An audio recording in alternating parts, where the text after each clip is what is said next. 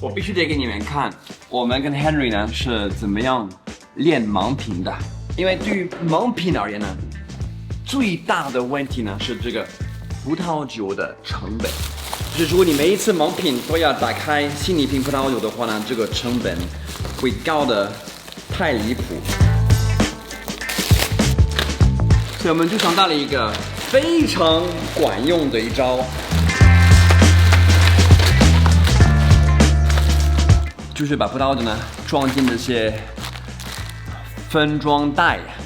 这种是普普通通的这个饮料袋的，很多人问我这个东西呢怎么买，你就随便在淘宝上面找纯铝箔锡嘴袋，就是专门来装这种豆奶呀，反正食品级的饮料吧。然后把这些呢装进冰箱里面，然后你看，只要你把这个酒液呢装到这个嘴口的位置，填满了。就是说明里面是没有空气的，没有空气呢，它就不容易氧化，而且放在冰箱里面呢，温度比较低，氧化反应也会减慢。你看，满满的。你把你的帕洛米洛采摘回来，正常的酒精发酵 ，all right， 你会得到一个没有任何特色的基酒。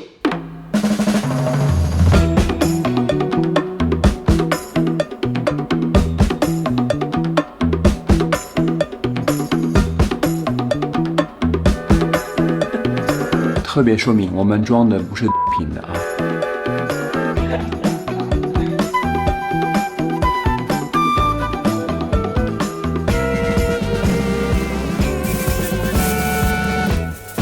我3箱就放这里吧，就好了。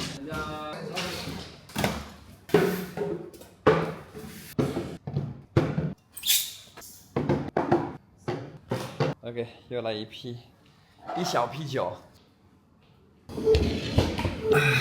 必须得记录一下我们收到了什么酒，不然很容易乱的。Lioha Grand Reserva Riesling Birkin Wolf Puy Fumé Château Yvonne，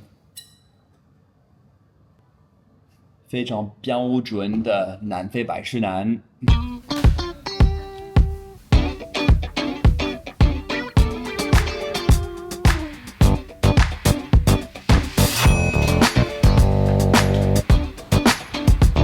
昨天没有来得及分完所有的酒，你们看还有多少？还有这么多酒要分。其实 MS 考试呢，需要盲品的酒呢，都是非常的经典，不会有太偏、太非主流的产区和品种。但是呢，那些比较标准的那些，一定要很熟悉的。所以有一些比较难品一点的一些比较中性品种呢，我们都买了2-3瓶不同酒庄呢，为了更好的熟悉。比如说一些白瓜，就是那个 Muscadet 的，或者一些阿尔巴利诺，相对来说那个香气的不是那么浓郁的那些品种。好Henry 准备倒，我的膝盖好像那么疼的。旧世界的白，新世界的白。这边是我们之前很多剩下的酒跟我的酒， OK， 所以这些都是很 random 的，上面是白，下面是红。一个袋子呢，正好可以分2杯。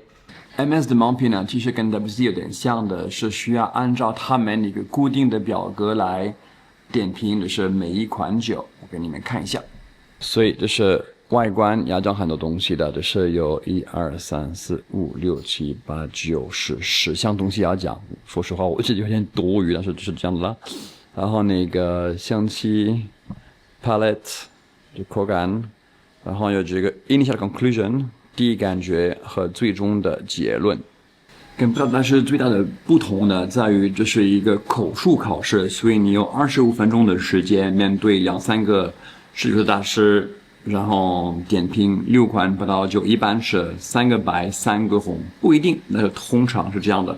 然后之前我们跟 Henry 呢也是这样评的，是6款的品，然后一天目前是评2-3次，然后下个月可能会加量到4到5次。就是用一种准备理论的方式在准备盲品，然后盲品是我过去一直很抗拒、很恐惧的一个东西。如果我自己一个人的话，我总是拖到最后才去练，然后就没有一个系统性。所以盲品对我最大的挑战是，你在跟一个你很讨厌、很可能甚至有点恐惧的一个事情在做对抗。来到南宁就把这个给打破了，就是没有你怕不怕之类的，就是坐下来，然后逼着自己。对，是的，对，没有借口，就是你要过，对，我同意。刚才跟 Henry 聊天的时候呢，有一种感悟，就是我们学习 MS 有点像职业运动员为什么这么说呢？因为我发现呢，很多人考 MS 也好 MW 也好，或者是WSET 4级，或者可能其他行业的最高端的这种文凭的时候，很多人会给自己找借口不学习，可能是工作忙，可能是家庭导致的没有时间。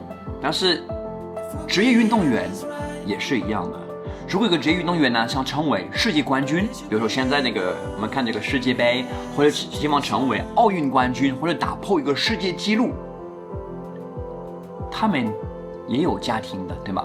他们也是有自己的问题，可是他们的决心是决定他们的成功与否。